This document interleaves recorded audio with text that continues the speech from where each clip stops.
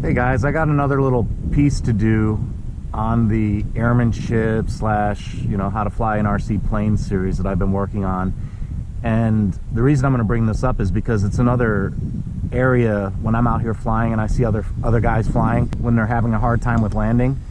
I kind of want to say something to them, but it's really not my place, so I don't. If somebody asks me, then of course I share, and I'll tell them. But I try not to stick my nose in where it doesn't belong. But anyway, it has to do with crosswind landings. And crosswind landings, in my situation, we got a fairly fixed environment here. I mean, it's hard to see it from where I'm sitting, but over there's another runway.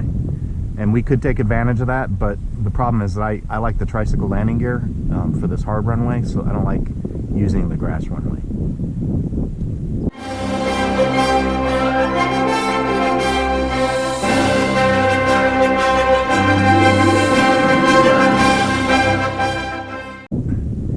Anyway, let's talk about crosswind landings. In a real plane, the answer is that you still line up on center line. Now, you got to remember, we're talking about a real plane. You still line up on center line, and then you add rudder to put your nose into the wind. And that creates what's called a crab angle.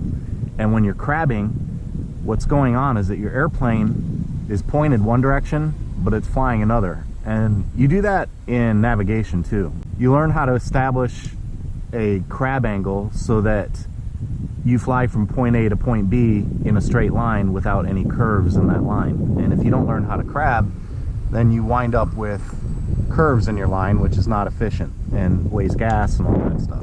So they teach you how to establish crab angles when you're flying in overland navigation, but it's also applicable in landing a plane. So that's one way to do it. Now, the problem with doing it that way from an RC plane point of view, there's a crab right there. The problem with doing that from an RC plane point of view is you're not sitting in the plane and it's kind of hard to see exactly what's going on. So there's another technique that you can use, and I'm going to show you. I'm not saying it's the only one. I'm just showing you it's another one. And it works for me. I've used it for a long time and it works. So I'm going to try and bring the plane closer too, because I'm watching the videos and I see the comments about hard to see the plane. So I want to try and bring the plane a little bit closer to show you this.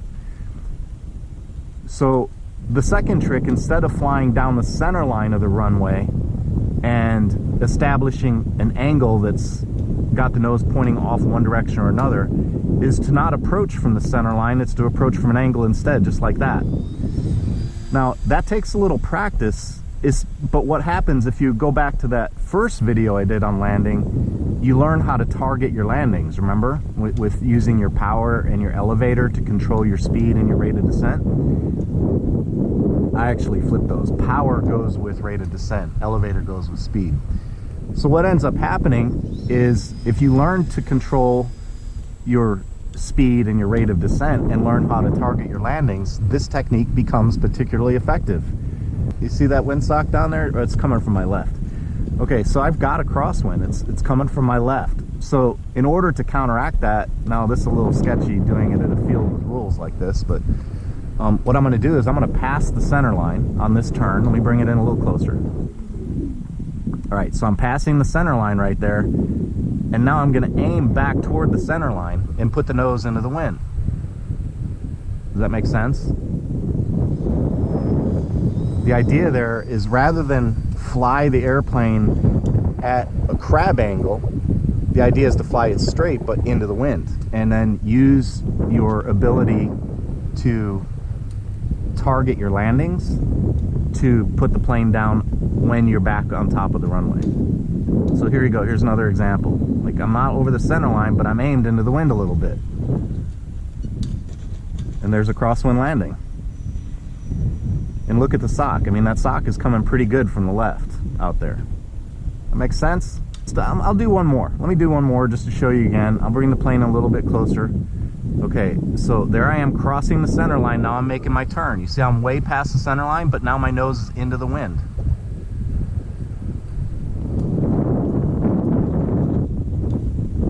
and I got blown too far. I didn't get it down, but that's what happened. So I got blown, the airplane got blown over too far. I didn't get it on the ground fast enough. And I could have probably used rudder, but I got fixated. I was watching the plane. I didn't think about my rudder.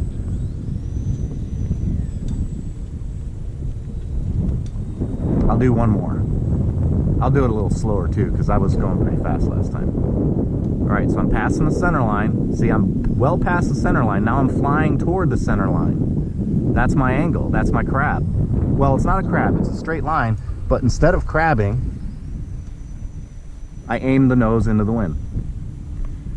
So there you go, guys. A little quick and dirty video on continuing to build your airmanship skills and your plane handling skills. You can also crab. Don't get me wrong. I'm not saying you can't do it. All I'm saying is that crabbing in an RC plane is a little bit harder to do because you don't have the same perspective like you do in an actual airplane. So it's a little bit tougher to do it. Try them both. And a lot like the landing pattern where I discussed making full 90-degree turns, it's the same idea. Maybe you like the 90-degree turns, and rather than doing a racetrack pattern, you'd prefer to do 90-degree turns. There's my racetrack. But you might find out that overshooting the center line and flying the plane at a little bit of a angle to the runway is preferable to you than trying to establish a crab. All right, that's it. That's all I had. I just wanted to do a little add-on to the airplane handling series. Hope you enjoyed the video. If you did, I would definitely appreciate your subscription down there at the bottom. And don't forget to hit the notification bell so when I put new material up, you're notified when it happens. All right, guys, thanks for watching. Hope you enjoyed the video. Take it easy. On this one, I hope you enjoyed the video. If you did, definitely would appreciate your subscription. Oh, what happened there? Didn't keep my speed up. Definitely would appreciate your subscription. All right, let's redo that segment.